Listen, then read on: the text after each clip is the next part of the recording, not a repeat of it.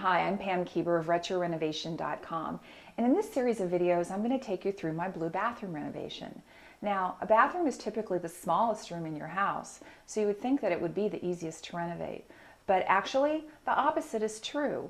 Because you're packing so much function into such a small space, well, there are lots and lots of decisions, and these can produce tons of anxiety, especially if you're doing it yourself. I certainly experienced that. So, in these videos, I'm going to take you through the experience. We're going to look at my design ethics, sort of the design choices that I made and why. We'll look at the things that I think turned out really well and I would do again. And we'll look at the things that I would, well, do differently if I had it to do all over again. Hope that you can get a lot of ideas on your own and makes it easier for you. Now you can see this is a blue bathroom. Actually, this is heron blue tile that I found at Olympia Tile, a Canadian company, and I've matched it with white bullnose. Now the previous bathroom that I had to gut was, gosh, pink plastic tile with some other color trim. It was in really, really bad shape. I had to gut the bathroom. When I was making the color choices for this bathroom though, I really was thinking ahead to if in such case I ever had to move. And I thought, well, maybe the next person wouldn't be so hip on the 50s and retro bathrooms. So I wanted to make color choices that really could morph into anything. Meaning, you know, the next woman that was in here, she could take this blue and white tile bathroom, get rid of the retro wallpaper, and really turn it into a country bathroom or a French provincial bathrooms.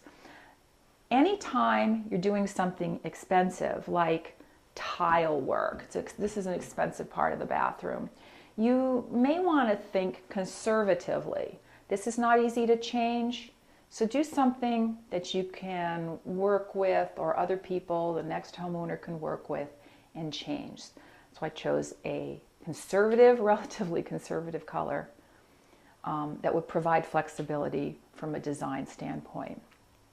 Relatedly, you can see in terms of my design choices, I have a white vanity, I have the American Olean Chloe white floor, I have a white shower base.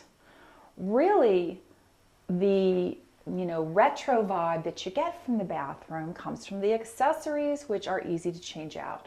The wallpaper, the towels, which pick up the little geraniums. The retro decorating gods even sent me, shortly after finishing the bathroom, a really cute little vintage geranium waste paper basket. So they like what I did. In this last part of my design segment, I want to talk about the vanity, which is really, sort of the epicenter of the bathroom in terms of what makes it pretty and probably where you're going to spend the most time compared to in the shower or in the toilet area. For the vanity, I chose an MDF cabinet, medium density fiberboard, and painted it white.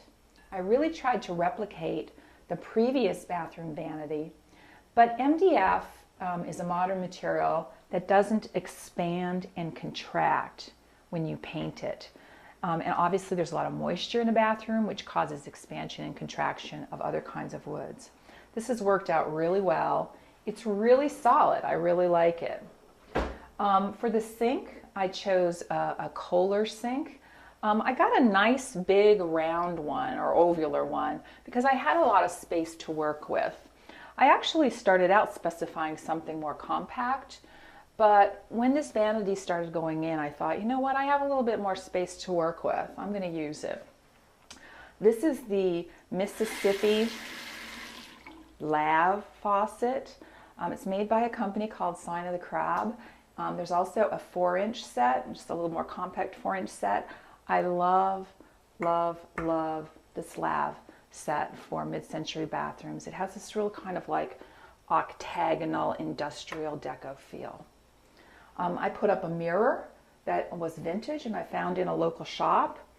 I really like this. I was not able to put recessed cabinetry back here, medicine cabinet, because there's ductwork back there. So I got this big decorative etched mirror. I think it turned out really well.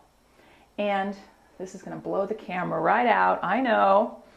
This is a vintage bathroom sconce that I found at an estate sale in the basement for like $2.